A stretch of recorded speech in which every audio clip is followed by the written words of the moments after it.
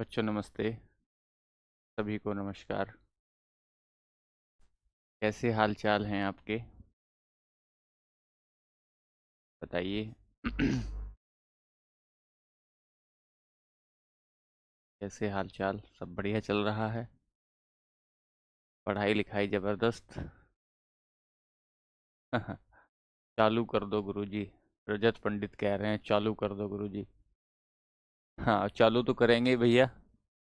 चालू करने के लिए यहाँ आए हैं रजत भाई। बच्चों का हाल चाल ले लेते हैं एक बार। कैसे हैं प्यारे बच्चे?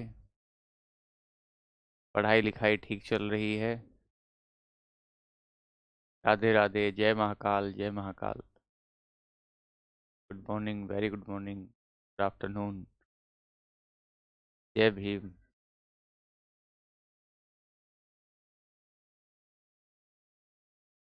चलिए, अब केमिस्ट्री में ठीक चल रहा है सब? ठीक लग रहा है पढ़ते हुए? कोई दिक्कत तो नहीं आ रही है?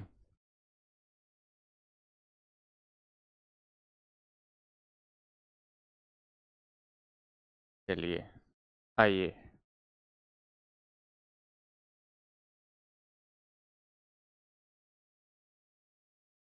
चलिए बच्चों, हम लोग आज अपना इसी में सब टॉपिक 2 शुरू करेंगे। और जो सब टॉपिक 2 होगा, पहले में हमने आपको बताया कि एलिमेंट क्या होता है, तत्व क्या होता है। तत्व से आगे बढ़ेंगे तो आज हम यौगिक की बात करेंगे। तो एक बार मैं आपको बता दूं कि हम लोग पदार्थ का रासायनिक वर्गीकरण पढ़ रहे थे। एक बार मैं आपको वहां ले जाऊं जहां से बात हमने छोड़ी थी। जहां से बात करने का सिलसिला छोड़ा था वहां से थोड़ा आगे चलते हैं कि पदार्थ का रासायनिक वर्गीकरण हम पढ़ रहे थे।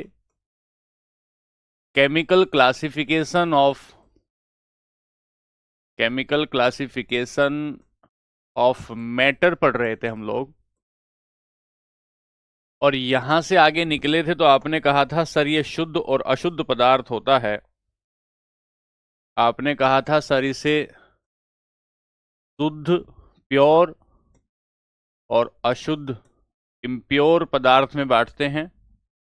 और ये जो शुद्ध पदार्थ था इसे आपने 2 पार्ट में डिवाइड किया था। एक को आपने तत्व कहा था, एलिमेंट कहा था, और एक को आपने यौगिक कहा। The first one is element and second one is compound. इसे आपने कहा था एलिमेंट, ध्यान से सुने अब, और इसे आपने कहा था कंपाउंड। जब आप अशुद्ध पदार्थ को बांटेंगे तो आप इसे कहेंगे कि ये मिश्रण होता है, मिक्सचर होता है। आज की क्लास में हम देखेंगे मिक्सचर को। अभी पढ़ा नहीं रहा हूं, स्ट्रक्चर बता रहा हूं। जहां हमारी बात खत्म हुई थी वहां से आगे बात को लिख रहे हैं। और ये जो मिश्रण होता है ये 2 प्रकार का होता है। एक समांगी मिश्रण हो सकता है जिसे होमोजीनियस कहते थे, और एक विषमांगी मिश्रण हो सकता है जिसे हम हेट्रोजीनियस कहेंगे। कल की क्लास में हम ये पढ़ चुके थे कि एलिमेंट क्या होता है, और आपने ये बताया था कि कण कण में अगर एक जैसा रासायनिक गुण होता है, एक जैसा रासायनिक गुण अगर हो, यानी कि किसी भी तत्व के प्रत्येक परमाणु, जो प्रत्येक उसका एटम होता है वो एक जैसा रासायनिक गुण रखता है, तो उसे हम क्या कह रहे थे? एक जैसा रासायनिक गुण जो रखता था उसे हम लोग एलिमेंट कह रहे थे। आपने कहा सर पहला एलिमेंट कौन सा है? तो आपने कहा सर फॉस्फोरस है। फिर आपने दूसरा बताया, इससे आगे बढ़े तो सर अंतिम एलिमेंट कौन सा है ये आपने देखा। हल्का कौन सा है, भारी कौन सा है ये देखा। फिर आपने कहा कि सर धातु कौन सी पाई जाती है, अधातु कौन सी पाई जाती है, ये देखा। और आज के क्लास में हम इससे आगे बढ़ेंगे और हम बात करेंगे यौगिक की। हम बात करेंगे यौगिक की। जब आप यौगिक की बात करते हैं बच्चों तो ध्यान से पहले सुनना, ध्यान से।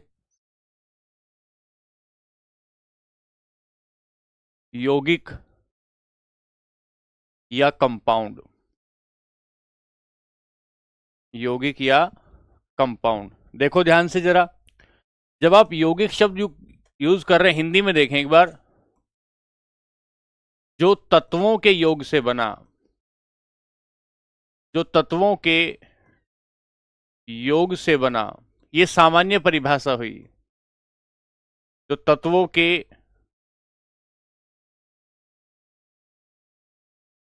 जो एलिमेंट से बना हो, जो तत्वों के योग से बना हो, ये इसकी हिंदी में परिभाषा निकलती है। अगर शब्द की बात करें तो ये निकलता, मैंने आपको एक बात बताई थी कि सर ये बस है आपकी, ये बस है, इस बस पर एक आदमी ये बैठा है और एक आदमी इस बस में ये बैठा है, ये दोनों के दोनों, ये दोनों के दोनों तत्व हैं, दोनों के दोनों एलिमेंट है। और ये जो एलिमेंट है जब ये आपस में रासायनिक अभिक्रिया करते हैं, केमिकल रिएक्शन करना शुरू कर देते हैं, एक दूसरे का एक्सचेंज कर लेते हैं, अपना number, phone number, email ID और जो भी आईडी होती हैं, तो एक योग बनता है, एक योग बनता है। और ये जो योग बनता है, योग बनता है, फिर ये अकेले की कोई पहचान नहीं रह जाती, अपनी अपनी पहचान खत्म हो जाती है, एक सामूहिक पहचान बनती है। फिर ये आदमी जो रामलाल था, रामलाल की पहचान नहीं रहेगी, ये जो राम प्यारी थी, राम प्यारी की पहचान नहीं रह जाएगी, इन दोनों की एक सामूहिक पहचान बनेगी जिसका नाम हो जाएगा लाल प्यारी। लाल प्यारी मतलब एक ग्रुप की पहचान होती है। ये दोनों अपनी व्यक्तिगत पहचाने, जो पर्सनल इंडिविजुअल पहचान होती है, वो छोड़ देते हैं और एक पहचान, नए पदार्थ की पहचान लेकर चलते हैं, नए पदार्थ की पहचान लेकर चलते हैं। तो हमने कहा कंपाउंड क्या होता है, परिभाषा बनाएंगे, परिभाषा बनाएंगे। दो या दो से अधिक, दो या दो से अधिक तत्वों के, तत्वों के एक निश्चित अनुपात में मिलने से, एक निश्चित अनुपात में मिलने से, या एक निश्चित अनुपात में रासायनिक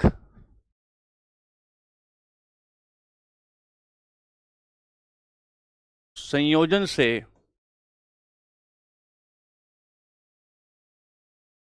यौगिक बनता है।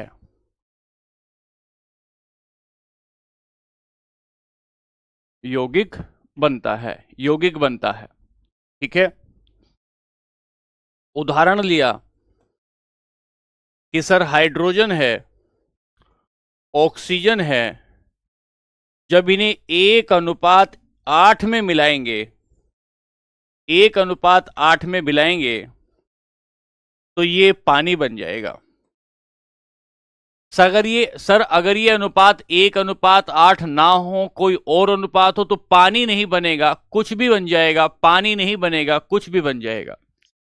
तो हमने कहा उदाहरण लेते हैं इसकी, अभी परिभाषा बनाते हैं अंग्रेजी में, अंग्रेजी में परिभाषा बनाएं। बच्चों थोड़ा सा ध्यान से सुने और लिखते चलें। अंग्रेजी में परिभाषा बनाएं। एक compound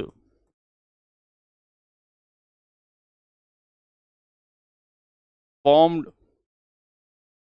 when two or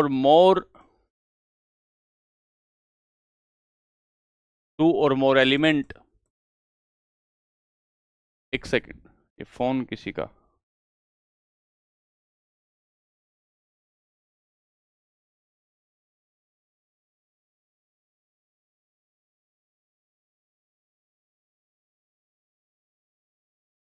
a compound formed when two or more element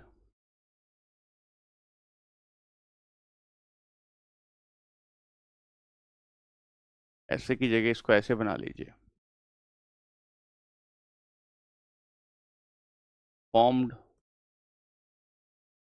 when two or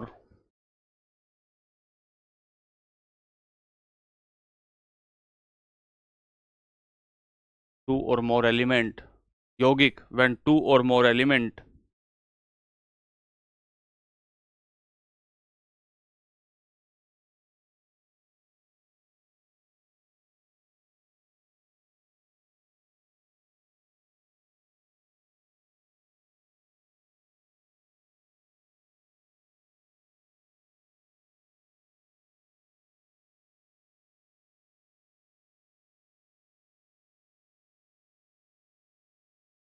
जब दो या दो से अधिक इन ए फिक्स प्रोपोर्शन तो कंपाउंड बनता है। एग्जाम्पल क्या होगा? H2O हाइड्रोजन और ऑक्सीजन के 1:8 में मिलाने से बनेगा। 1:8 में मिलाने से बनेगा। किसी बच्चे ने पूछा है कि एटम और एलिमेंट में क्या फर्क होता है,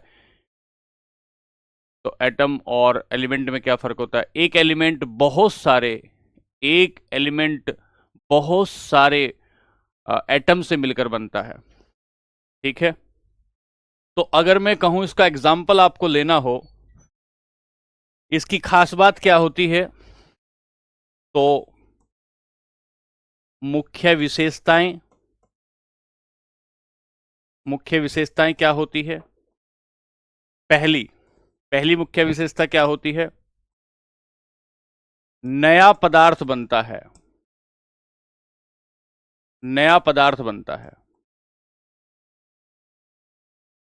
फॉर्म न्यू सब्सटेंस, नया पदार्थ बनता है। एग्जाम्पल लेंगे इसका, क्या एग्जाम्पल लिया? सर NaCl है, सर N एक तत्व है, Cl एक तत्व है। N जो तत्व है वो ऐसा है कि वो आग लगा देगा। N एक तत्व है जिसमें आग लगाने का गुण होता है। आपने सुना होगा कि सोडियम जो होता है अगर आप उसे खुली हवा में रख देंगे तो उसमें आग लग जाती है।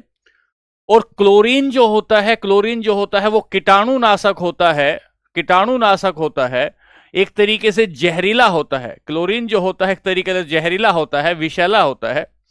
और जब दोनों एक जगह मिल जाते हैं तो इसकी आग भी खत्म हो जाती है, इसका जहर भी खत्म हो जाता है। आग भी खत्म हो जाती है, जहर भी खत्म हो जाता है, और यहां से मिलता है NaCl। और इस NaCl को कहते हैं साधारण नमक, इसको किचन सोल्ट कहते हैं, इसको साधारण नमक कहा जाता है, इसे किचन सोल्ट कहा जाता है। इसका मतलब एक बात हमें समझ में आई। क्या समझ में आई? कि जो आपका यौगिक बनता है वो दो या दो से अधिक तत्वों से मिलकर बनता है। और जो दो या दो से अधिक तत्व होते हैं उनका जो अपना विशेष गुण होता है वो विशेष गुण वो भूल जाते हैं और एक साथ आकर एक गुण बना लेते हैं। जैसे कि सोडियम ने अपना आग लगाने का गुण भुला दिया, क्लोरीन ने अपना जहरीला होने का गुण भुला दिया, और दोनों ने मिलकर क्या बना दिया? टेबल सोल्ट कह सकते हैं, किचन सोल्ट कह सकते हैं, टेबल सोल्ट कह सकते हैं। तो क्या बना दिया इन्होंने क्या बना दिया? सर इन्होंने बना दिया आपका साधारण नमक, इन्होंने साधारण नमक बना। ऐसे आप समझे। अब मैं आपको दिखा रहा हूं कुछ इंपोर्टेंट यौगिक की हम बात करेंगे जो पेपर में पूछा जाएगा। हर्ष भाई आगे जाकर पता लगेगा ये 1:8 में होगा, किस में होगा, आगे जाकर पता लगेगा। ठीक है, चलिए आगे चलते हैं। आइए, तो यहां से आप देखेंगे कुछ महत्वपूर्ण यौगिक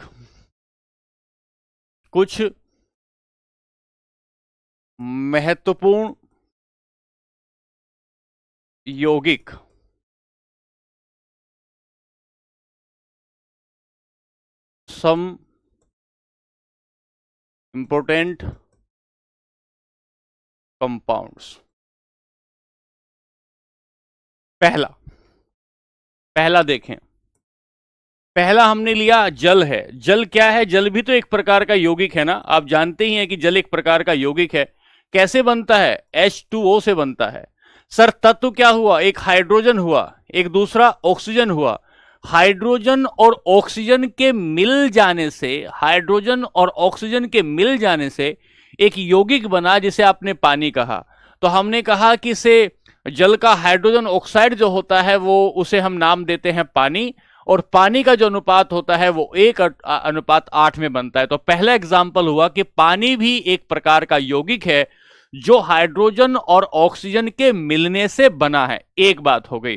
दूसरी बात, सोडियम के यौगिक। फिर हम देखते हैं कि सोडियम के कुछ यौगिक होंगे, उन सोडियम के यौगिकों को हम देखेंगे, कंपाउंड ऑफ सोडियम की बात करेंगे। जब आप कंपाउंड ऑफ सोडियम की बात करेंगे तो यहां देखेंगे पहला है NaCl, जिसका अभी मैंने एग्जाम्पल दिया NaCl का। और ये जो NaCl है जिससे आप सोडियम क्लोराइड कह रहे हैं, तो पेपर पूछेगा पेपर पूछेगा सोडियम क्लोराइड का रासायनिक गुण क्या है। बच्चों ध्यान से सुनते रहना, पेपर में नोट करते रहना। पीडीएफ आपको मिलेगी जरूर, इसकी कोई दिक्कत नहीं, लेकिन आप पेपर में नोट करते जाना, नोट करते जाना। पहला लिखें, क्या लिखा कि जो सोडियम क्लोराइड है, सोडियम क्लोराइड है किस किस से, क्लोरीन के और सोडियम के मिलने से बना है, क्लोरीन के सोडियम के मिलने से बना है। इसे क्या कहते हैं, इसको साधारण नमक कहा जाता है, इसको कॉमन सोल्ट या टेबल सोल्ट कहा जाता है। और ये जो नमक होता है, ये नमक आचार को, मांस आदि को प्रिजर्व करने के लिए बनाया जाता है। आपने देखा होगा कि जब मम्मी आचार डालती है तो एक दो दिन पहले आम के जो टुकड़े होते हैं या मूली के जो टुकड़े होते हैं या गाजर के जो टुकड़े होते हैं, ये इनको नमक लगाकर रख देती है। और जब ये नमक लगाकर रख देती है तो नमक लगाने से इनका सारा पानी बाहर आ जाता है, जिससे इसको खराब ना होने में मदद मिलती है, खराब ना होने में मदद मिलती है। लोकेंद्र कह रहे हैं कि पीपीटी से मत पढ़ाओ भैया, कुछ ये फैक्ट हैं आपको बता देते हैं, फिर वैसे ही पढ़ाएंगे जैसे पढ़ाते आ रहे हैं, ठीक है। चलिए फिर यहां से आगे चलेंगे। अगर हम बात करेंगे इनकी, तो 23 अनुपात 35.5 के अनुपात में जब ये आकर मिलेगा, 23 अनुपात 35.5 के अनुपात में जब आकर मिलेगा तो ये यौगिक बन जाएगा, तो ये कंपाउंड बन जाएगा। दो बात हो गई।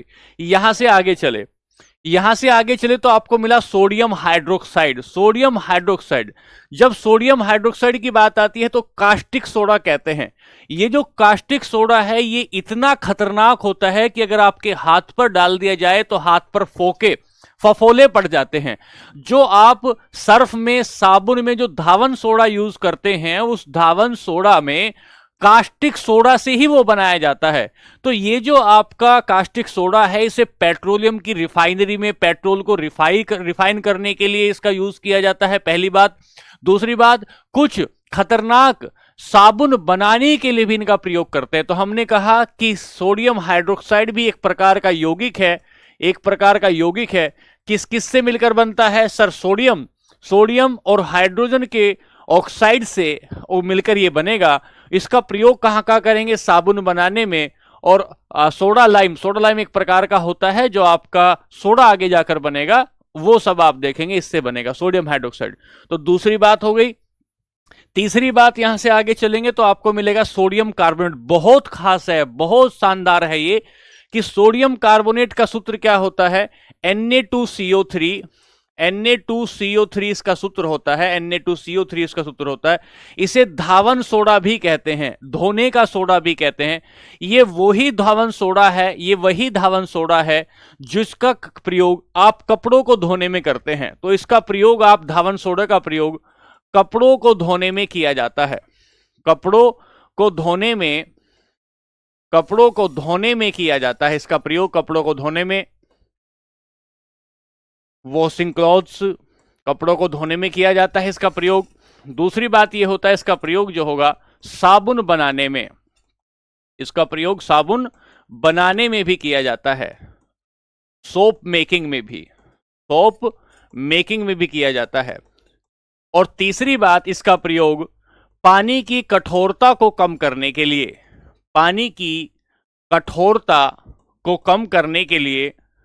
कठोरता को कम करने में भी इसका प्रयोग किया जाता है। क्या करते हैं, डिक्रीज हार्डनेस ऑफ वाटर, पानी की कठोरता को कम करने में भी किया। पानी की कठोरता का मतलब क्या होता है, पानी की कठोरता को करने का मतलब होता है कि पानी जो हार्डनेस है, जैसे आपने कई बार देखा होगा कि एक बाल्टी में जिसमें आप रोज नहाते हैं, रोज पानी भरते हैं, अगर आप उसे साफ नहीं करते तो उसके नीचे एक सफेद सफेद सी परत जम जाती है। ऐसा लगता है कि ये क्या है, ये इसके भीतर कैल्शियम और मैग्नीशियम के सोल्ट बन गए हैं, लवण बन गए हैं। बहुत अच्छा एग्जाम्पल मैं अगर इसका बताऊं, पानी की कठोरता का एग्जाम्पल बताऊं, तो वो जो एक रोड होती है ना, पानी गर्म करने वाली जो रोड होती है, जब आप पानी गर्म करने वाली रोड को देखेंगे, इस रोड को देखेंगे, तो इस रोड में यहां इसके ऊपर एक सफेद रंग की परत जम जाती है, इसके ऊपर एक सफेद रंग की परत जम जाती है, यहां सफेद परत जम जाती है। ये जो सफेद परत होती है, ये बताती है कि पानी के भीतर क्या क्या है पानी के भीतर, मैग्नीशियम और कैल्शियम के जो ऑक्साइड हैं वो किस पर आकर चिपक गए हैं, वो इस रोड के ऊपर आकर चिपक गए हैं। तो ये हार्डनेस है पानी की। इस पानी की हार्डनेस को कम करने के लिए, ताकि वो कपड़ों को बेहतर तरीके से, आसान तरीके से धो सके, साफ कर सके, तो उसे हम क्या कहते हैं, उसे हम पानी की कठोरता कहते हैं। एक एग्जांपल और बताता हूं मैं आपको। कई बार आपने देखा होगा, आप दिल्ली चले गए, दिल्ली जाकर देखा यार बाल चिकट गए हैं, बाल दिल्ली के पानी में साफ नहीं हो रहा है। शरीर को देखा, शरीर में अब भी चिपचिपाहट आ रही है, अब भी चिपचिपाहट आ रही है, उतना बेहतर तरीके से साफ नहीं हुआ। तो अगर आप खाली पानी से शरीर को धोते हैं और फिर साबुन लगाकर शरीर को धोते हैं, तो साबुन पानी की कठोरता को कम करके पूरा का पूरा साफ कर देता है शरीर को। इसे कहते हैं पानी की कठोरता। मेरे साथ साथ आप इसको नोट करते रहिएगा साथ साथ। तो धावन सोडे का सूत्र होगा Na2CO3 और 10H2O। जब कभी इसको याद करने की बात आएगी तो उसको याद करना होगा आपको। यहां से आगे चलेंगे, सवाल नंबर अगला आया सोडियम बाइकार्बोनेट। सोडियम बाइकार्बोनेट, इसमें एक शब्द आया है बाई, इसमें एक शब्द आया है बाई। जब हम बाई की बात करते हैं तो इसका मतलब इसका मतलब ये है, सोडियम बाइकार्बोनेट का मतलब है, बाई का मतलब क्या है कि बाई खाना बनाने वाली है, बाई खाना बनाने वाली।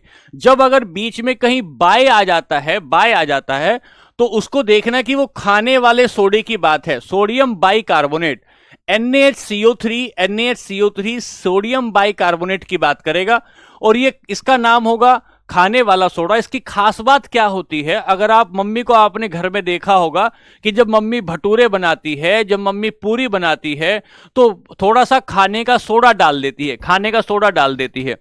तो इससे क्या होता है कि जब खाने का सोडा गर्म होता है तो उसमें से CO2 निकलती है, कार्बन डाइऑक्साइड निकलती है। ध्यान से सुनते रहो, खाने के सोडे को अगर गर्म किया जाएगा तो उसमें से कार्बन डाइऑक्साइड निकलती है, और ये जो कार्बन डाइऑक्साइड होती है फुला देती है। रोटी हो, भटूरा हो, या आपकी बेकरी में गए पेटीज हो, केक हो, उन सबको फुला देती है। तो क्या होता है, जब आप पेस्ट्री को देखोगे ना, पेस्ट्री को, तो पेस्ट्री फूली हुई लगती है, पेस्ट्री फूली हुई लगती है। उसका कारण यह है कि जैसे ही ये आप इसमें बेकिंग सोडा मिला देंगे तो ये छेद कर देगा, जिस भी भोजन में मिलाया गया उसमें छेद कर देगा, और उसमें पूरे में क्या भर जाएगी, पूरे में क्या भर जाएंगी, पूरे में आपकी गैस भर जाएगी, जिसकी वजह से इसको बेकरी में यूज किया जाता है। तो ये क्या कहता है कि अगर इसको गर्म किया जाता है तो गर्म करने पर ये CO2 छोड़ता है। इसका उपयोग बेकिंग पाउडर के रूप में बेकरी में भी किया जाता है, बेकिंग पाउडर के रूप में बेकिंग में भी किया जाता है। ठीक है, इसका उपयोग त्वचा को रोगों को भी करते हैं, अग्निशामक के रूप में आग बुझाने के लिए भी बेकिंग सोडा का प्रयोग किया जाता है। और कई बार आपने देखा होगा कि एसिडिटी हो गई है,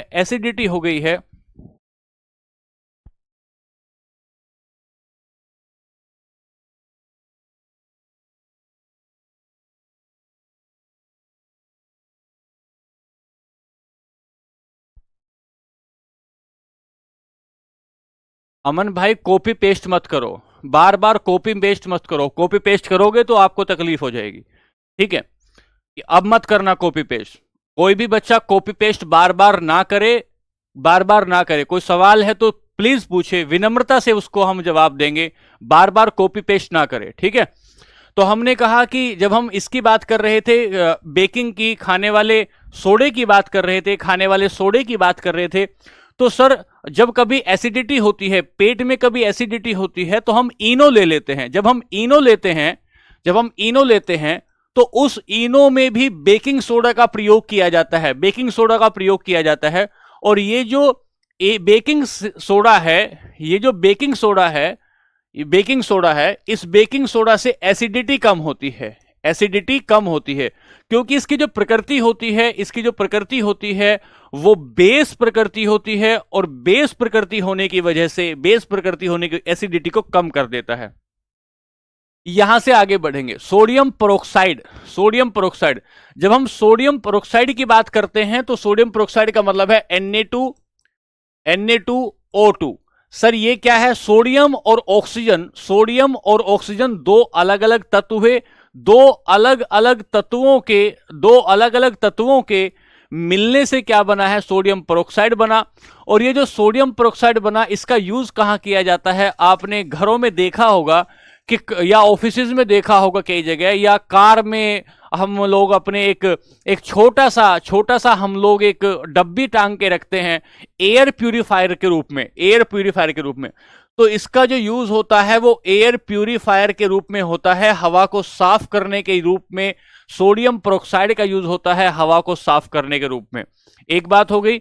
और दूसरी बात होती है कि रेशम को सफाई करने के लिए, रेशम की ऊन की सफाई करने के लिए भी किसका प्रयोग होता है, सोडियम पेरोक्साइड का यूज होता है। रेशम ऊन आदि की सफाई करने के लिए ब्लीचिंग का मतलब होता है उनके कलर को हटा देना। उसके कलर को हटा देना, उसको साफ कर देना, इसे ब्लीचिंग कहते हैं। तो हमने कहा सोडियम पेरोक्साइड भी एक प्रकार का यौगिक है जो सोडियम और ऑक्सीजन के मिलने से बनता है, और इसका जो प्रयोग होता है वो हम घरों में हवा को साफ करने के लिए, ऑफिस में हवा को साफ करने के लिए, कई बार गाड़ियों में हम जैसे ओडोनिल वगैरह लगाते हैं ना, ऐसे ओडोनिल वगैरह लगा देते हैं ऐसे सफाई करने के लिए। इस तरीके से भी हम इसका प्रयोग करते हैं, सोडियम पेरोक्साइड का प्रयोग करते हैं। यहां से आगे चलेंगे, एक शब्द मिलेगा सोडियम नाइट्रेट। सोडियम और नाइट्रोजन के मिलने से बनेगा एक यौगिक जिसे कहते हैं सोडियम नाइट्रेट। ये जो सोडियम नाइट्रेट होगा इसे चिली साल्ट पीटर कहते हैं। ये जो चिली साल्ट पीटर है, आपने अपने भूगोल में पढ़ा होगा कि ये साउथ अफ्रीका है। इस साउथ अफ्रीका में ये जो एक देश है, इस देश का नाम चिली है। और ये जो साल्ट पीटर है, साल्ट पीटर का मतलब होता है गुफाओं में मिलने वाला नमक। तो चिली साल्ट पीटर नाम पड़ गया Na2 का। और इसका जो यूज किया जाता है वो उर्वरक बनाने में, फर्टिलाइजर बनाने में इसका प्रयोग करते हैं। आपसे पेपर वाला पूछेगा कि चिली साल्ट पीटर का फॉर्मूला क्या होता है, निम्नलिखित में से चिली साल्ट पीटर को पहचानिए। तो आपको पहचानना होगा कि चिली साल्ट पीटर क्या है। तो हम बताएंगे कि सर चिली तो नाम जो आया है वो अफ्रीका के चिली शब्द से आया है, और साल्ट पीटर का मतलब होता है गुफाओं में मिलने वाला एक पदार्थ, एक ऐसा मटेरियल जो गुफाओं में मिलता है, और उसे हम, इससे बनता क्या है, इससे फर्टिलाइजर बनता है, उर्वरक बनता है। कुछ बच्चे ये कह रहे हैं लिख के पढ़ाओ। भैया लिख के ही पढ़ाऊंगा, 3-4 फैक्ट है इनके लिखवा रहा हूं, उसके बाद लिख के ही पढ़ाऊंगा, चिंता ना करें, सारी बातें एक बातें लिख के पढ़ाऊंगा, बेफिक्र रहे, ठीक है। आगे कैल्शियम के यौगिकों की बात करेंगे तो पहला कैल्शियम का जो कंपाउंड होगा उसे COA कहते हैं, कैल्शियम ऑक्साइड कहते हैं। कैल्शियम जो ऑक्साइड होता है उसे ही क्विक लाइम भी कहते हैं। ये कैल्शियम ऑक्साइड क्या है, वो जो आप चूना देखते हैं ना, घर में कली करने के लिए आता है, बुझे हुए चूने से पहले जब तक आप उसको पानी में नहीं डालते तब तक आप उसे कैल्शियम ऑक्साइड कहते हैं। और कैल्शियम ऑक्साइड में जब पानी मिला देंगे तो उसे कैल्शियम का हाइड्रोक्साइड कहा जाएगा। लेकिन मैं कह रहा हूं कि कैल्शियम ऑक्साइड का फॉर्मूला क्या है, कैल्शियम ऑक्साइड COA कहते हैं। इसे क्विक लाइम भी कहते हैं, चूना भी कहते हैं। और जैसे ही जल में डालते हैं, कभी आपने देखा होगा कि कली करने वाला जो आदमी होता है वो आप जैसे ही पानी में डालता है उसमें आग लगना शुरू हो जाती है। इसका प्रयोग हम लोग डिसइंफेक्ट करने के लिए भी करते हैं। कई बार आपने देखा कि खेतों में कहीं इसको चूने को डाल दिया जाता है, तो रोगाणुनाशी के रूप में भी इसका प्रयोग करते हैं। कैल्शियम का हाइड्रोक्साइड, ये जो कैल्शियम का हाइड्रोक्साइड है इसे बुझा हुआ चूना कहते हैं। जब पानी में डाल देते हैं तो पानी में डाल देने के बाद इसे हम कहेंगे, इसे बुझा हुआ चूना कहते हैं। दीवार पर सफेदी करने के लिए इसका प्रयोग किया जाता है। दूसरी बात है एसिडिटी कम करने के लिए, अगर किसी जमीन में, जैसे कई बार हम बहुत ज्यादा किसी क्षेत्रों में बहुत ज्यादा सिंचाई कर देते हैं, तो सिंचाई करने के बाद क्या होता है कि उसके क्षार बेस घुलकर मिट्टी के निचले वाली सतहों में चले जाते हैं, और जमीन की मिट्टी की जो ऊपर वाली सतह है वो एसिडिक हो जाती है, अम्लीय हो जाती है। तो ये जो अम्लीय सतह है, जो ऊपर वाली सतह है, इस ऊपर वाली सतह को, ऊपर वाली लेयर को, इसकी अम्लीयता, इसकी एसिडिटी कम कम करने के लिए हम किसका प्रयोग करते हैं? बुझे हुए चूने का प्रयोग कर लेते हैं। ठीक है, फिर पान मसाला, तंबाकू आदि में भी हम क्या करते हैं? पान मसाला, तंबाकू आदि में भी हम इसका प्रयोग कर लेते हैं। आगे चलें, प्लास्टर ऑफ पेरिस का फॉर्मूला आपसे पूछेगा, CaSO4 1H2O, CaSO4 1H2O आपसे इसका फॉर्मूला पूछेगा, 2-4 बार देखेंगे, याद हो जाएगा। और ये खिलौने, मूर्ति बनाने में इसका प्रयोग किया जाता है। यहां से आगे चलेंगे, एक कैल्शियम कार्बोनेट होता है, और जो कैल्शियम कार्बोनेट है उसका प्रयोग हम चूना, सीमेंट, धावन सोडा में करते हैं। ठीक है, तो ये देखो ध्यान से, पीछे मैं कह रहा हूं, यहां से मैं चला था कैल्शियम के हाइड्रोक्साइड पर। कैल्शियम का यौगिक है, इसको हमने CO कहा। इसे जल में घोलने पर हीट पैदा होती है। जब इसे पानी में डालोगे कैल्शियम ऑक्साइड को, तो ये कैल्शियम हाइड्रोक्साइड बन जाएगा, जिसे बुझा हुआ चूना कहेंगे, जो दीवारों पर सफेदी करने में काम आएगा। यहां से आगे चलेंगे तो प्लास्टर ऑफ पेरिस होगा। ये जिप्सम का ही एक रूप होता है। जो जिप्सम आपने सुना होगा कि सीमेंट में जिप्सम मिलाते हैं, वो इसका प्रयोग होता है। तो प्लास्टर ऑफ पेरिस का फॉर्मूला ये, और इसको टूटी हड्डियों को जोड़ने के लिए प्लास्टर में इसका प्रयोग करते हैं। फिर यहां से आए तो मैग्नीशियम के यौगिकों में आपको एक यौगिक ध्यान रखना है, जिसका नाम मैग्नीशियम हाइड्रोक्साइड है। इसे मिल्क ऑफ मैग्नीशिया भी कहा जाता है, मिल्क ऑफ मैग्नीशिया भी कहा जाता है। जैसे बहुत सारे एंटीसिड होते हैं ना, जो पेट की एसिडिटी को कम करने के लिए यूज किया जाते हैं। ये रीतिक सब हम आगे फार्मूला पढ़ेंगे। अभी क्योंकि बेसिक से आपको कुछ बातें बतानी थी, इसलिए लिख दिया गया, आगे सारी बातें पढ़ेंगे। तो हम लिखेंगे पेट की एसिडिटी को कम करने के लिए इसका प्रयोग करते हैं। क्यों प्रयोग करते हैं? जो बहुत सारे एंटी एसिड होते हैं पेट की एसिडिटी को कम करने के लिए, उनमें मिल्क ऑफ मैग्नीशिया भी मिला होता है। कॉपर के यौगिक में आएंगे तो पहला होगा कॉपर सल्फेट, और ये जो कॉपर सल्फेट होगा इसे नीला थोता भी कहा जाता है, नीला थोता कहा जाता है। इसका उपयोग रंग बनाने के लिए करते हैं। कॉपर के यौगिक की बात आ गई, कॉपर के यौगिक की। भैया मैं कुछ इंपोर्टेंट कंपाउंड पढ़ा रहा हूं कि कुछ खास, क्योंकि मैं यौगिक पे आया था। यौगिक कैसे बने मैंने वो बताया, मोहित गुप्ता। और यौगिक बनाने के बाद मैंने आपसे कहा कि कुछ खास यौगिक ये हो सकते हैं, कुछ खास यौगिक ये हो सकते हैं। फिर यहां से आगे बढ़े तो जिंक के कुछ कंपाउंड हैं। जिंक जब सल्फर के साथ आपका क्या करते हैं, रासायनिक अभिक्रिया करेगा, तो वो जिंक सल्फेट बनेगा। और जिंक सल्फेट का जो फॉर्मूला होगा ZnSO4H2 के साथ बनेगा। ठीक है, और उसे सफेद थोता कहते हैं, व्हाइट विट्रोल कहा जाता है। तो जिंक सल्फेट को सफेद थोता कहा जाता है। दो बात हो गई। फिर यहां से चले तो जिंक फास्फाइड की बात आई। ठीक है, चूहा मार दवा जो होती है उसमें जिंक फास्फाइड का यूज किया जाता है। जो चूहा मार दवा है उसे जिंक फास्फाइड का यूज किया जाता है।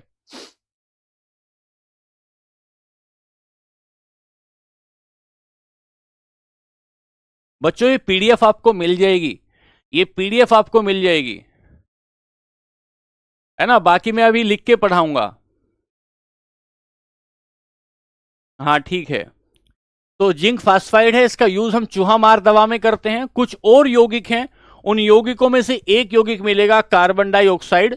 जो ये जो CO2 होता है, कार्बन और ऑक्सीजन के मिल जाने से, कार्बन और ऑक्सीजन, कार्बन एक तत्व है, ऑक्सीजन एक तत्व है, तो कार्बन और ऑक्सीजन के तत्व के मिल जाने से CO2 कार्बन डाइऑक्साइड निकलता है। ये जो कार्बन डाइऑक्साइड होती है, ये एक भारी गैस होती है, भारी गैस होती है। और जब कार्बन डाइऑक्साइड को जमा दिया जाता है, ठोस अवस्था में आ जाती है, तो इसे शुष्क बर्फ कहा जाता है, इसे ड्राई आइस कहा जाता है। इसे शुष्क बर्फ या इसे ड्राई आइस कहा जाता है जब ये जमी हुई अवस्था में आ जाती है। तो ड्राई आइस किसे कहते हैं, ये पेपर में कई बार सवाल आया है। और ये जो पेपर में सवाल आया है कि ड्राई आइस किसे कहते हैं, तो हम कहते हैं कि ड्राई आइस कहा जाता है, CO2 को ड्राई आइस कहा जाता है। यहां से आगे बढ़े, एक होती है कार्बन मोनोऑक्साइड। ये जो कार्बन मोनोऑक्साइड होती है, इसे ही दम घोटू गैस कहते हैं, दम घोटू गैस कहते हैं। सर आपने सुना होगा कि कई बार जो है, ये PDF आपको मिल जाएगी, आपको नोट नहीं करना है। PDF आपको मिल जाएगी, बस देखना है आपको, नोट थोड़ी करना है। ठीक है, तो आपने देखा होगा कि घर के बहुत सारे लोग क्या हुए, घर के बहुत सारे लोग अंगीठी जलाकर सो गए, और अंगीठी जलाकर सो गए तो उसमें कोयला या जो आपको कोयला या जो आपके जो उपला था वो पूरे तरीके से नहीं जल पाया, और जब वो पूरे तरीके से नहीं जल पाया तो उससे उससे जो है कार्बन मोनोऑक्साइड गैस निकली। कार्बन मोनोऑक्साइड गैस क्या होती है, ये शरीर में जाने के बाद हीमोग्लोबिन के साथ प्रतिक्रिया बहुत तेजी से करती है और ऑक्सीजन को ले जाने की क्षमता को कम कर देती है। हीमोग्लोबिन हमारे शरीर में क्या करता है, हीमोग्लोबिन एक प्रकार का प्रोटीन है, वो शरीर में ऑक्सीजन की पूर्ति करता है, शरीर में ऑक्सीजन की पूर्ति करता है। तो कार्बन मोनोऑक्साइड क्या करती है कि कार्बन मोनोऑक्साइड एक गैस है जो शरीर में ऑक्सीजन की मात्रा को कम कर देती है और आदमी की मौत हो जाती है, आदमी की मौत हो जाती है। ठीक है सर, यहां तक हमने पढ़ा। अब हम आपको पढ़ा रहे थे, आइए हम आपको पढ़ा रहे थे वर्गीकरण। हमने आपको पढ़ाया था वर्गीकरण, पदार्थ का वर्गीकरण। और जब हम पदार्थ का वर्गीकरण कर रहे थे, रासायनिक वर्गीकरण कर रहे थे, केमिकल क्लासिफिकेशन कर रहे थे, रासायनिक वर्गीकरण, तो इस रासायनिक वर्गीकरण को हमने दो पार्ट में डिवाइड किया। एक को आपने शुद्ध पदार्थ में, जिसे आपने प्योर कहा, एक को आप अशुद्ध पदार्थ कह रहे थे, जिसे इम्प्योर कहा। तो इसे प्योर मैटर में बांटा, इसे इम्प्योर मैटर में बांटा। प्योर मैटर में आपने तत्व देखा, कल की क्लास में आपने बहुत सारे तत्व देख लिए, इसे आपने एलिमेंट कहा। और इसके बाद आपने यौगिक देखे, इसके बाद आपने यौगिक देखे, और ये जो यौगिक हैं इन्हें आपने कंपाउंड कहा। और आज की क्लास में आपने कुछ मोस्ट इंपोर्टेंट यौगिक देख लिए, उनको आपको क्या करना है, बार बार रिवाइज करना है। अब चलते हैं यहां से आगे, अब हम लोग इस तरफ चलेंगे, इंप्योर मैटर की तरफ बढ़ेंगे। ठीक है, आइए समझते हैं। मैं आपको वैसे ही पढ़ाऊंगा जैसे पढ़ाता आ रहा हूं, चिंता ना करें, आप मेरी बात को समझ नहीं रहे हैं। इंप्योर मैटर पर आते हैं, तो लिखें इंप्योर मैटर,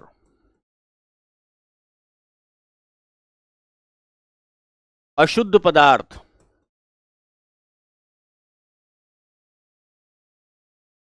अशुद्ध पदार्थ। रासायनिक वर्गीकरण में पढ़ेंगे कि इंप्योर मैटर या अशुद्ध पदार्थ। अब यहां से पढ़ना शुरू करेंगे, यहां से मैं आपको पढ़ा रहा हूं इंप्योर मैटर या अशुद्ध पदार्थ। कल की क्लास में जब आपने समझा था कि प्योर मैटर क्या होते हैं, तो आपने बताया प्योर मैटर वो होते हैं जो जिनके प्रत्येक परमाणु का एक जैसा रासायनिक गुण होता है, एक एक परमाणु का एक जैसा रासायनिक गुण होता है, उसे हम लोग प्योर मैटर या शुद्ध पदार्थ कहते थे। लेकिन अगर हम अशुद्ध पदार्थ की बात करेंगे तो यहां कहेंगे वो सारे मैटर जिनका एक जैसा, सभी परमाणुओं का एक जैसा रासायनिक गुण नहीं होता, एक जैसा रासायनिक गुण सभी परमाणुओं का नहीं होता, उसे अशुद्ध पदार्थ कहते हैं। तो परिभाषा क्या बनाएंगे, लिखें परिभाषा को, वह पदार्थ जिसके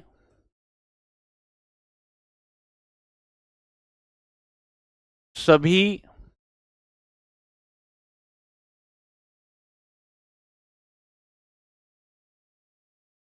परमाणुओं का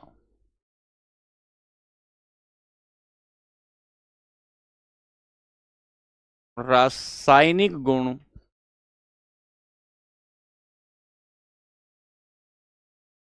एक समान नहीं होता,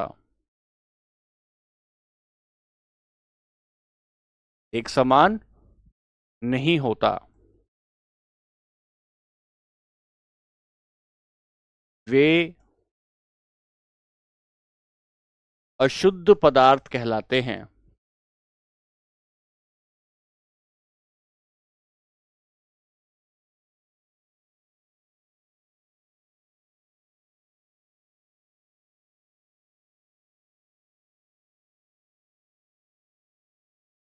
अशुद्ध पदार्थ कहलाते हैं, लिखें ध्यान से, शुरू कर रहे हैं, परिभाषा लिखें ध्यान से, शुरू कर रहे हैं बच्चों।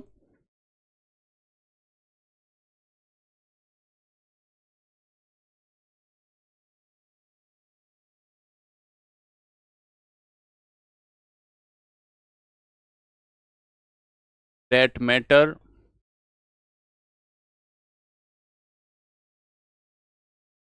which is made up of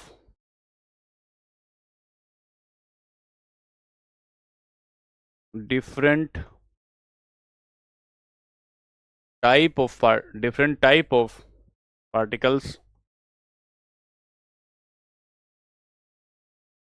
is called impure matter.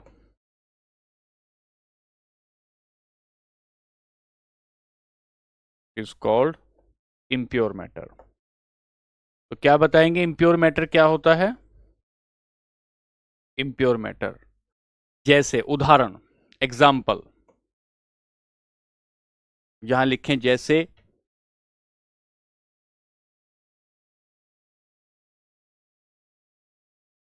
मिश्रण। मिश्रण एक प्रकार का impure मैटर होता है। मिश्रण एक प्रकार का impure मैटर होता है। मिश्रण एक प्रकार का impure मैटर होता है। यहां से आगे चलते हैं। तो आपने समझा अशुद्ध पदार्थ किसे कहते हैं? तो सर हमने कहा कि ये मेरी मम्मी की थाली है। मम्मी की थाली है। इस थाली के भीतर, इस थाली के भीतर इधर ये चावल है। चावल है। इस चावल में इधर देखा यहां तो दाल है। यहां देखा तो ये चना है। ये चना है। आगे जाकर देखा तो ये राजमा है। ये राजमा है। और इधर आकर देखा तो ये लोबिया है। इसका मतलब ये पूरा का पूरा जो मिश्रण है, इस पूरे के मिश्रण में विभिन्न प्रकार के तत्व हैं। विभिन्न प्रकार के विभिन्न प्रकार के तत्व हैं। विभिन्न प्रकार के तत्व हैं। डिफरेंट टाइप ऑफ एलिमेंट इसमें है। तो इसे हम क्या कहते हैं? इसे मिश्रण कहते हैं। इसे मिश्रण कहते हैं। हाँ बताओ रिया, क्या कहना चाहती हो? इसे मिश्रण कहते हैं। एक बात हुई। दूसरी बात देखिए ध्यान से, लिखो मिश्रण की विशेषताएं। मिश्रण की विशेषताएं। मिश्रण की विशेषताएं। तो यहां से हम क्या पढ़ के आए थे? फिर देखो, इम्प्योर मैटर। और इम्प्योर मैटर में आपने पढ़ा कि उदाहरण क्या दे दिया आपने? इसका मिक्सचर दे दिया। तो मिक्सचर में आप पहले मिक्सचर की परिभाषा लिखें। मिश्रण क्या होता है?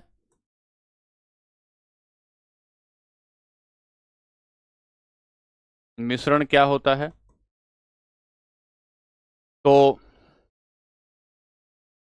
दो या दो से अधिक तत्वों को किसी भी अनुपात में मिलाने पर, किसी भी अनुपात में मिलाने पर मिश्रण बनता है। मिश्रण बनता है। तो यहां देखें, किसी भी अनुपात में मिलाने पर मिश्रण बनता है। उदाहरण इसका वायु हो जाएगी। उदाहरण क्या हो जाएगी? इसका एयर हो जाएगी। लिखो ध्यान से, मैंने पढ़ाया लोबिया एक प्रकार की दाल होती है बच्चों। एक प्रकार की दाल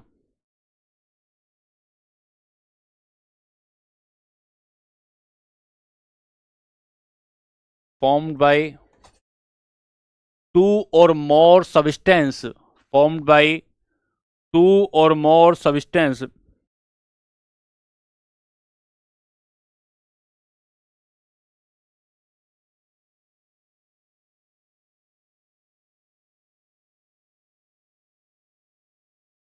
टू और more substance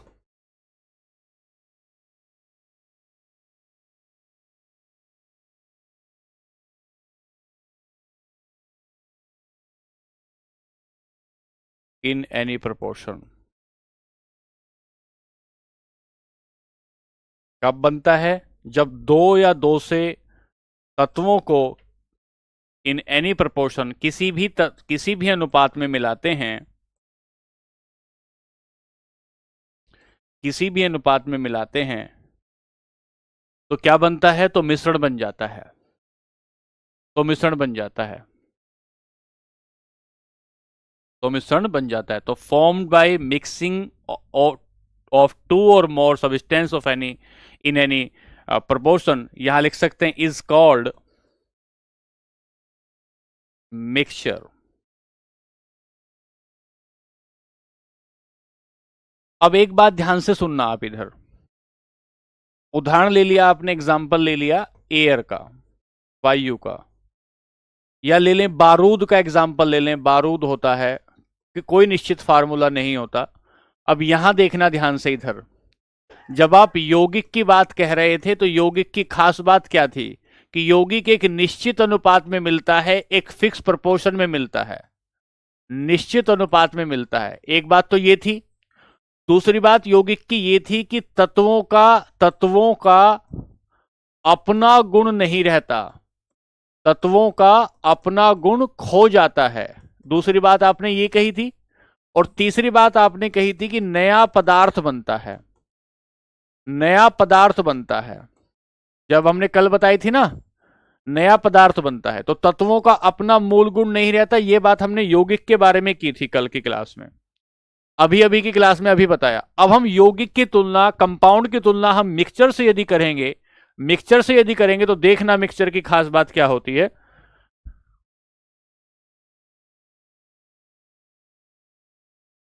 properties of mixture, मिश्रण की खास बात क्या होती है? मिश्रण की विशेषताएं देखें क्या क्या होती हैं। मिश्रण की विशेषताएं, पहली विशेषता क्या होती है बताओ? क्या कोई नया पदार्थ बनता है? क्या कोई नया पदार्थ बनता है?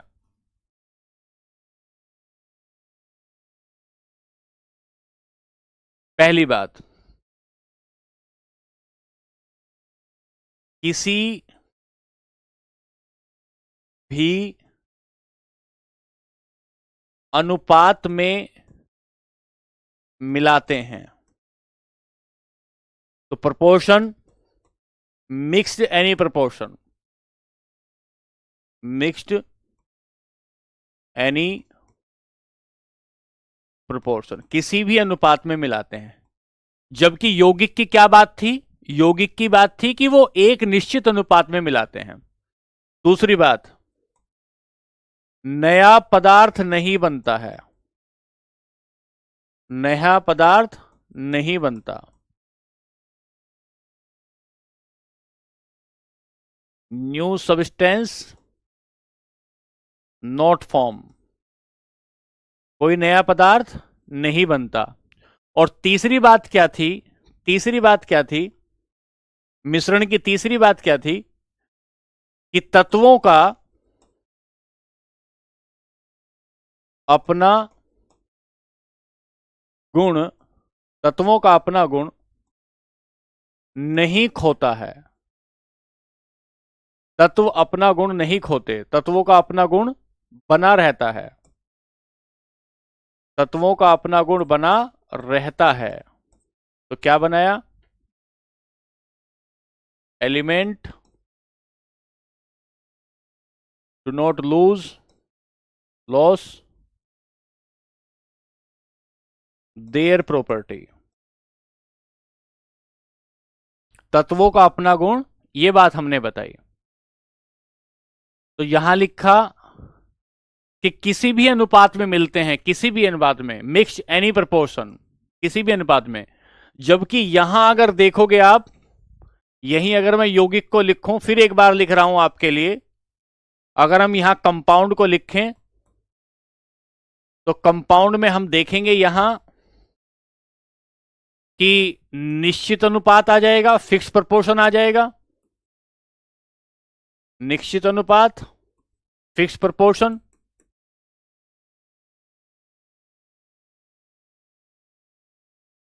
अच्छा, फिर यहां आएगा नया पदार्थ बनता है,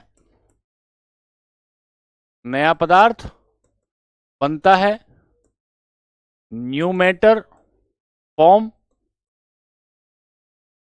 और यहां तीसरी बात क्या थी यौगिक की, कि अपना गुण खो देते हैं, तत्व अपना गुण खो देते हैं, तो लॉस देयर प्रॉपर्टी आइडेंटिटी। क्या आपको समझ में आया कि, और यहां हमने कहा नहीं को कहां हटाएं, किसी कोई नया पदार्थ नहीं बनता, नया पदार्थ नहीं बनता, तत्वों का अपना गुण नहीं बना रहता। अच्छा अच्छा, तत्वों का अपना गुण बना रहता है, अपना गुण बना रहता है। ठीक है, ये बात क्लियर हुई क्या आपको? हाँ ठीक है, ठीक है, लिख दिया, कोई बात नहीं बच्चे। इधर एग्जाम्पल ले लिया आपने, NaCl ले लिया, H2O ले लिया, कार्बन डाइऑक्साइड ले लिया, कुछ भी ले लो। और इधर एग्जाम्पल ले लेंगे तो एयर ले लीजिए, फिलहाल के लिए एयर ले लीजिए, या सोल्ट एंड वाटर ले लीजिए। ऐसा कोई भी एग्जाम्पल ले लें, ऐसा कोई भी एग्जाम्पल ले लें। ठीक है, पूरा समझ में आ गया? चलूं आगे? समझ में आया? अब यहां से आगे चलता हूं मैं, एक बार देखना जरा। अब मैं कल के लिए एक तरीका बना के छोड़ रहा हूं कि कल हम अपनी क्लास में मिश्रण का वर्गीकरण करेंगे, मिश्रण का वर्गीकरण करेंगे, क्लासिफिकेशन ऑफ मिक्सचर। यहां मिश्रण का वर्गीकरण करेंगे, और यहां देखेंगे हम लोग कल की क्लास में समांगी मिश्रण,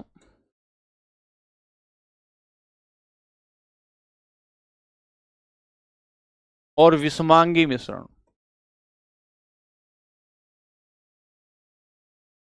ये हम कल की क्लास में देखेंगे, और यहीं से हम सवाल बनाएंगे। होमोजीनियस मिक्सचर और हेट्रोजीनियस मिक्सचर।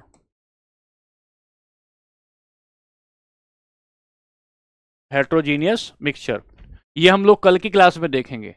ठीक है,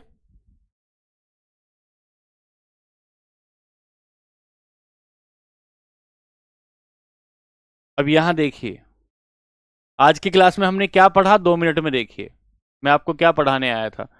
आपसे मेरा निवेदन ये है कि पहले कुछ पढ़ा करें, पहले कुछ समझा करें, उसी के बाद लिखें कि सर समझ में नहीं आया या समझ में आया है। 2 मिनट धैर्य रखें, बिना धैर्य के बाद बगैर नहीं पढ़ पाएंगे। तो मैंने कुछ महत्वपूर्ण यौगिक आज पढ़ाने की कोशिश की, उनकी पीडीएफ मैंने ये आपको दी, कुछ महत्वपूर्ण यौगिक इसलिए बनाई कुछ पीडीएफ ताकि टाइम आपको कम लग जाए। ठीक है, फिर यहां से आगे बढ़ा, ये यौगिक पढ़ा दिए। यौगिक पढ़ाने के बाद मैंने बताया कि सर वर्गीकरण जो होता है वो शुद्ध और अशुद्ध में होता है, तो तत्व बताया, तत्व के बाद यौगिक बता दिया पूरा। यौगिक बताने के बाद हमने कहा कि अशुद्ध पदार्थ पढ़ेंगे। अशुद्ध पदार्थ क्या होता है? जिनके रासायनिक गुण एक समान नहीं होते हैं। और अशुद्ध पदार्थों में हमने पहला लिया मिश्रण होता है। और ये जो मिश्रण है, मिश्रण है, मिश्रण में नया पदार्थ नहीं बनता है मनीष, नहीं बनता है भाई। मिश्रण बढ़ाया, और मिश्रण को कल, ये मिश्रण के क्या क्या गुण होते हैं, मिश्रण का यौगिक से हमने कंपैरिजन कर लिया कि मिश्रण का यौगिक से क्या कंपैरिजन होता है, ये देख लिया। और ये देखने के बाद हम पढ़े कि मिश्रण का वर्गीकरण कल की क्लास में हम समांगी और विषमांगी मिश्रण को पढ़ेंगे। आप लोगों से हाथ जोड़ के एक निवेदन ये है, पहले धैर्य से पढ़ें, धैर्य से समझें, उसके बाद ही ये कहें समझ में आया, समझ में नहीं आया, ये बाद की बात है। पहले एक बार पढ़ लें, पढ़ लेंगे तभी हम आपकी बात को समझ पाएंगे। ठीक है, चलिए, तो कल हम लोग इससे आगे मिलते हैं। रासायनिक गुण का मतलब होता है, हाँ, पीडीएफ को कॉपी में लिख लेंगे तो बहुत अच्छा है। पीडीएफ को अगर कॉपी में लिख लेंगे तो बहुत अच्छा होगा। चलिए ठीक है।